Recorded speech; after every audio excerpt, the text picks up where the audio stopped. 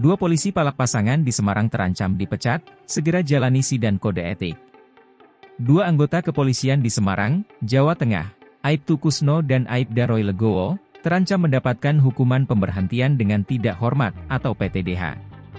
Hal itu disebabkan karena kedua anggota polisi tersebut kedapatan melakukan pemalakan kepada sepasang kekasih yang sedang berpacaran di dalam mobil. Dilansir dari Kompas.com, Kabid Humas Polda Jawa Tengah, Kombes Pol Artanto, mengatakan bahwa kedua polisi tersebut akan segera menjalani sidang kode etik. Dari Propam Polda Jawa Tengah sedang memproses berkasnya, kata Artanto saat dikonfirmasi, Kamis, 13 Februari 2025. Dia memastikan bahwa sidang etik kepada dua anggota Polrestabes Semarang akan segera dilakukan. Untuk itu, bagi warga yang merasa pernah menjadi korban pemerasan oleh dua anggota polisi itu agar segera melapor ke Polda Jawa Tengah. Silahkan yang bersangkutan, korban pemerasan lain, melaporkan ke Propam Polda Jawa Tengah, tambah Artanto.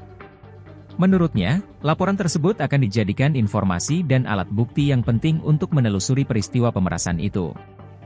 Kalau memang terjadi peristiwa ya akan kita proses, ucap dia. Adapun soal sidang kode etik yang akan dilakukan kepada Aibtu Kusno dan Aibda Roy Legowo itu dapat berakhir dengan hukuman PTDH. Untuk diketahui, dua polisi kedapatan memeras dua warga di Jalan Telaga Mas Kota Semarang, Jawa Tengah, Jateng, pada Jumat, 31 Januari 2025.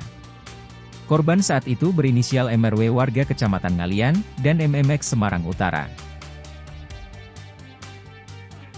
Download Tribun X sekarang, menghadirkan lokal menjadi Indonesia.